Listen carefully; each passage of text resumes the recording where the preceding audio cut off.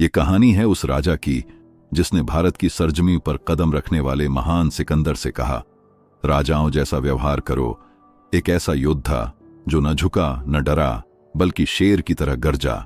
नाम था राजा पोरस। ईसा पूर्व 4वीं सदी की बात है।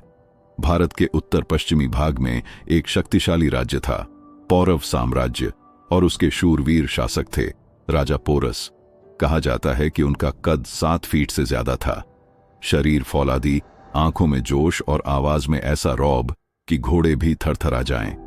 वे युद्ध कला में निपुण थे, रणनीति में माहिर और सम्मान के लिए जीने वाले योद्धा। उनके राज्य में शांति थी, लेकिन उनका व्यक्तित्व किसी तूफान से कम नहीं था। उधर पश्चिम की ओर से आ रहा था एक यूनानी तूफान, अलेक्जेंडर द ग्रेट, सिकंदर महान। उसने मिस्र से लेकर पर्शिया तक जीत का परचम लहराया था। अब उसकी नजर थी भारत की जमीन पर। सिकंदर ने कई भारतीय राजाओं को हराया। कुछ डर के मारे झुक गए, कुछ ने बिना लड़े आत्मसमर्पण कर दिया। लेकिन जब वो पौरव सीमा पर पहुंचा, उसे पता चला ये जमीन किसी और की नहीं, राजा पोरस की है। सिकंदर ने दूत भेजा, यदि तुम मुझे अपना मालिक मान लो तो हम युद्ध नहीं करेंगे। पोरस ने सिर्फ एक वाक्य कहा, शेर कभी किसी की अधीनता स्वीकार नहीं करता। युद्ध निश्चित था। इतिहास में दर्ज होने वाला एक महान टकराव शुरू होने ही वाला था। हाइडेस्पीस, झेलम नदी के किनारे बारिश और बिजली के बीच युद्ध हुआ। सिकंदर की सेना आधुनिक थी, लेकिन पोरस की सेना में थी भारत की मिट्टी की ताकत और उनके विशाल रणहाथी। कहते हैं युद्ध इतना भयंकर था कि नदी का पानी लाल हो गया। पोरस खुद हाथी पर सवार होकर लड़े। वो घायल हुए, लेकिन पीछे नहीं हटे। पर संख्या में कम होने के कारण अंत में उन्हें बंदी बना लिया गया। पोरस को सिकंदर के सामने लाया गया। सिकंदर ने पूछा, बताओ पोरस, तुम्हारे साथ कैसा व्यवहार किया जाए?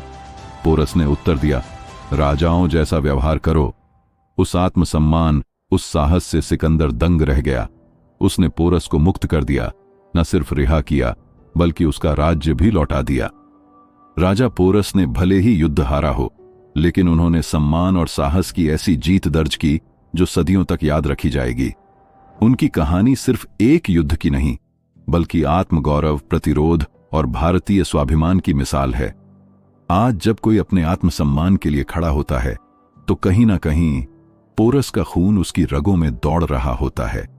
राजा पोरस ने भले ही युद्ध हारा हो, लेकिन उन्होंने सम्मान और साहस की ऐसी जीत दर्ज की जो सदियों तक याद रखी जाएगी। उनकी कहानी सिर्फ एक युद्ध की नहीं, बल्कि आत्मगौरव, प्रतिरोध और भारतीय स्वाभिमान की मिसाल है।